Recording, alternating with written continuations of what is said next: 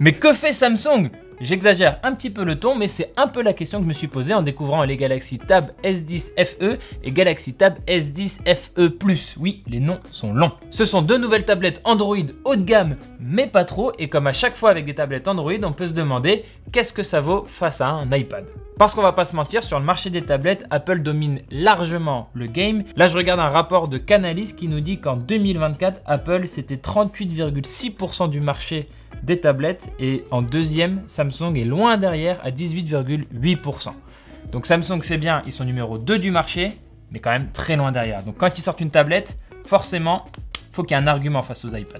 Donc avec ces Galaxy Tab S10 FE et FE+, Samsung vous dit on a des tablettes qui s'inspirent du haut de gamme, mais il faut pas mettre un prix trop fort là-dedans. Donc forcément, sur le papier, c'est intéressant. Mais qu'est-ce que ça donne dans la vraie vie? Ben, on a un petit peu essayé ces tablettes et j'ai pas mal de points positifs à signaler et on reviendra sur les points négatifs un peu plus tard. Déjà, vous vous en doutez en voyant les images, on a deux tailles de tablettes. La S10 FE, elle est à 10,9 pouces, donc quasiment 11 pouces. Et la S10 FE+, elle est à 13,1 pouces. Et pour le coup, en termes de design, de confort en main, j'ai pas grand chose à dire. Franchement, c'est bien soigné. Elles sont assez fines, seulement 6 mm d'épaisseur. On a une finition en aluminium, des tranches plates, des coins arrondis. Et franchement, toute l'esthétique rappelle beaucoup celle des Galaxy S25 côté smartphone. Donc quand on les a en main, ces deux tablettes, franchement, on se pose pas trop la question. On a vraiment l'impression d'avoir des produits haut de gamme, c'est très plaisant. En plus, l'écran, qui est donc une partie importante des tablettes, m'a fait bonne impression. On est sur du 90 Hz, on est sur un affichage LCD et là, je sais que ça peut faire grincer des dents, mais bon, sur une tablette qui se veut un peu plus accessible que le très haut de gamme, moi je trouve que c'est un compromis qui passe encore. Samsung promet une luminosité maximale à 800 nits, ce qui devrait suffire pour des usages en intérieur. Et on a aussi une fonctionnalité Vision Booster qui vient booster la luminosité pour un peu effacer les reflets si d'aventure vous commencez à l'utiliser en extérieur sous un gros soleil. Mais bon, gardez en tête que ce sera quand même plus confortable de l'utiliser dans votre salon, dans un train, etc. et pas dans votre jardin, quoi. Et dernier petit point sur le design, les tablettes sont certifiées IP68, ça veut dire qu'elles sont résistantes à une immersion dans l'eau, jusque dans une certaine mesure. Côté logiciel, c'est sympa, on a Android 15 avec l'interface One UI 7. Alors je vais pas revenir en long, en large, en travers sur One UI 7. On avait d'ailleurs fait une vidéo dédiée à cette interface qui est vraiment très intéressante, que j'ai beaucoup appréciée. Je vous mets le lien là, a priori, ou peut-être là, ou en tout cas en description. Et du coup, avec One UI 7, on a la fameuse Nowbar en bas de l'écran de verrouillage qui permet de voir et de contrôler la musique qui est en cours de lecture, de suivre le résultat d'un match en cours, de contrôler le timer que vous avez paramétré, etc. etc. Et avec One UI 7, on a aussi évidemment de l'IA. Samsung adore l'IA depuis 2024 et on en a évidemment sur ces nouvelles tablettes, avec notamment une barre latérale qui permet d'accéder à la fonction sélection IA. Alors cette fonction-là, en fait, elle va voir ce qui se passe sur votre écran et vous faire plusieurs suggestions qui se veulent intelligentes. Donc vous allez pouvoir copier-coller du texte à partir d'une image, partager ou enregistrer un élément assez rapidement, générer un screenshot, bon ça c'est assez classique, créer un GIF à partir d'un élément de votre écran ou appeler et envoyer un message à un numéro qui s'affiche sur votre écran. Bref, ce genre de petites fonctionnalités qui sont censées vous faire gagner du temps. Vous avez aussi Gemini ou Bixby, vous avez la fonction entourée pour chercher, traduction instantanée, etc., etc. Des fonctions classiques. Mais on a aussi tout un tas de fonctions qui sont liées au S Pen qui est livré avec la tablette. Donc vous pouvez faire de la prise de notes manuscrite et demander au système soit de réajuster votre écriture si vous avez écrit de travers, ça peut arriver, soit carrément de transformer votre texte manuscrit en texte vraiment purement numérique, on dit même tapuscrit, voilà, j'aime bien ce mot. Et avec le S Pen, vous pouvez aussi écrire des équations de maths dans l'application Notes et demander à l'interface de résoudre le problème pour vous. Et pour terminer avec un gros point positif de ces deux tablettes, on a droit à un long suivi logiciel. Et oui, Samsung promet 7 ans de mise à jour majeure et de sécurité sur ces deux modèles. Et maintenant, on arrive au point qui m'a un peu plus fâché et surtout qui m'a fait me demander mais pourquoi Samsung a fait ce choix-là. Ce point, c'est la puce Exynos 1580 qu'on trouve dans les Galaxy Tab S10 FE et FE+. Et pourquoi ça me chafouine? Eh bien parce que cette Exynos 1580, c'est la même puce que le Galaxy A56 qui est pourtant un smartphone milieu de gamme chez la marque. Mais là, je vous le rappelle, on a affaire à de nouvelles tablettes qui se veulent un petit peu haut de gamme. Elles s'appellent Tab S. Et la lettre S chez Samsung, c'est le haut de gamme. Et donc là, a priori, j'ai un peu peur que Samsung, pour faire baisser le tarif de ces Galaxy Tab S10 FE, Samsung a fait un compromis un petit peu trop gros. Et je vous dis ça a priori en regardant la fiche technique, mais ce que je vous dis, ça se base aussi sur deux petites observations que j'ai faites pendant ma prise en main. La première, c'est la plus inquiétante, je dirais.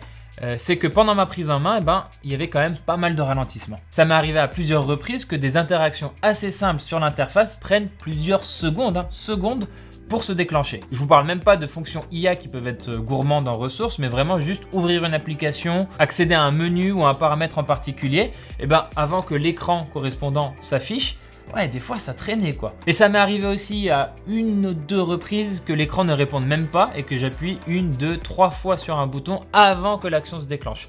Ça aussi, ça m'a un petit peu inquiété. À la décharge de Samsung, il n'est pas impossible que ces ralentissements que j'ai observés pendant la prise en main soient dus à un firmware qui n'était pas totalement finalisé au moment où j'ai pu découvrir les produits. On va laisser le bénéfice du doute à la marque et essayer de constater au moment où les tablettes seront disponibles sur le marché, de voir si c'est plus fluide ou si ces problèmes sont toujours là. Deuxième observation, et celle-là elle est quand même beaucoup moins inquiétante que la première, c'est plus pour pinailler un petit peu. Je vous ai parlé des fonctions IA et on a notamment dans les retouches photo la possibilité d'effacer un objet d'une image. Ça sur les Galaxy S25, S25 Ultra, etc. ça marche très bien, c'est vraiment bluffant.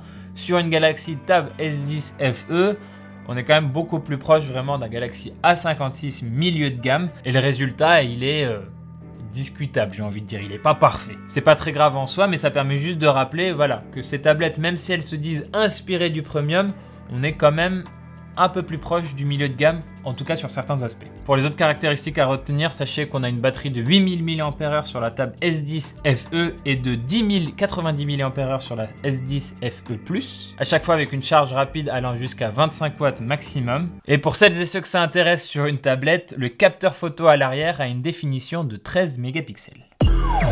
Bon, maintenant pour ce qui est des prix, il y en a plein à retenir, mais je vais essayer de faire simple. Pour chacune des deux tablettes, on a deux configurations mémoire stockage disponibles, donc 8 128 Go ou 12 256 Go. Et à chaque fois, pour ces deux configurations, on a des versions Wi-Fi ou 5G.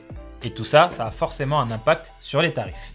Et pour faire donc très simple, on a un prix de base de 579 € pour la Galaxy Tab S10 FE, donc c'est la version 8 128 Go et en Wi-Fi, donc on est déjà à 579 €. Et pour la S10 FE+, le prix de base, toujours en 8 128 et en version Wi-Fi, c'est 749 €. Et j'aimerais juste vous dire le prix maximum, donc pour la Tab S10 FE+ en 12 256 Go et compatible 5G, il faut débourser quand même 949 €, donc on n'est pas loin des 1000 €. Et je le rappelle, on a toujours une puce Exynos 1580. Et là, en voyant ces prix, j'ai l'impression que Samsung a essayé de jouer un petit peu les filous face à Apple en venant placer ses Galaxy Tab S10 FE quelque part entre l'iPad classique de 11e génération qui est affiché sur le site d'Apple à 409 €, à partir de 409 €, et l'iPad Air M3 de 11 pouces, donc le plus petit, qui lui démarre officiellement à 719 €. Et là, j'ai l'impression que la stratégie de Samsung, c'est de se dire, regardez, là, on a un iPad 11e génération qui a certes une puce pas dégueu en soi, la puce A16, mais qui n'a pas droit à Apple Intelligence. Nous, on vient se positionner un petit peu au-dessus, mais pas de manière déconnante, avec nos fonctions Galaxy AI, nos fonctions d'intelligence artificielle. Mais on n'est pas non plus au point de proposer des tarifs aussi élevés que l'iPad Air, qui lui a une puce M3, Apple Intelligence et tout le tralala. Non, on vient se positionner dans ce segment un peu au milieu. Présenté comme ça, cette stratégie, elle est loin d'être stupide sur le principe, mais quand même, je trouve ça dommage de ne pas avoir misé sur une puce plus puissante, plus costaude, plus ambitieuse qu'un Exynos 1580 qu'on trouve déjà sur le Galaxy A56. Parce qu'avec une puce plus puissante, et je vous parle pas de mettre une puce Snapdragon 8 Elite qui défonce tout, machin et tout, mais juste une puce quand même un peu plus ambitieuse pour marquer mieux la différence avec l'iPad classique d'Apple. Et je pense que là, on aurait eu un positionnement plus malin, plus pertinent en tout cas, entre un iPad et un iPad Air. Les gens savent pas forcément quoi choisir. Ah, au milieu, il y a peut-être la tablette Samsung qui peut m'intéresser. Et c'est pas gagné d'avance, je rappelle encore une fois que Apple, en termes de tablettes, c'est loin devant les premiers. Mais voilà, si ces tablettes vous intéressent, sachez qu'elles sont déjà disponibles et qu'il y a des précommandes en cours jusqu'au 11 mai. Et en plus, il y a une offre de précommande qui vous permet de gagner, en plus de la tablette, un book cover keyboard slim Et il faut savoir que sur ce clavier, il y a un bouton dédié à l'assistant IA pour être plus pratique. Enfin, on a 3 coloris disponibles à chaque fois, bleu, noir et argent. Voilà, c'est tout pour cette vidéo. Merci de l'avoir regardé jusqu'au bout. N'hésitez pas à me dire dans les commentaires si vous aimez ces tablettes Samsung ou si vous êtes full Apple ou plutôt justement anti-iPad. Ça nous intéresse. Je trouve que c'est toujours intéressant d'avoir ces petites discussions dans les commentaires. Moi, je vous retrouve aussi sur les réseaux sociaux de Frandroid. On a notamment des émissions sur Twitch. N'hésitez pas à nous y rejoindre. On stream tous les jours. Et quant à moi, je vous dis à très bientôt dans une prochaine vidéo sur Frandroid.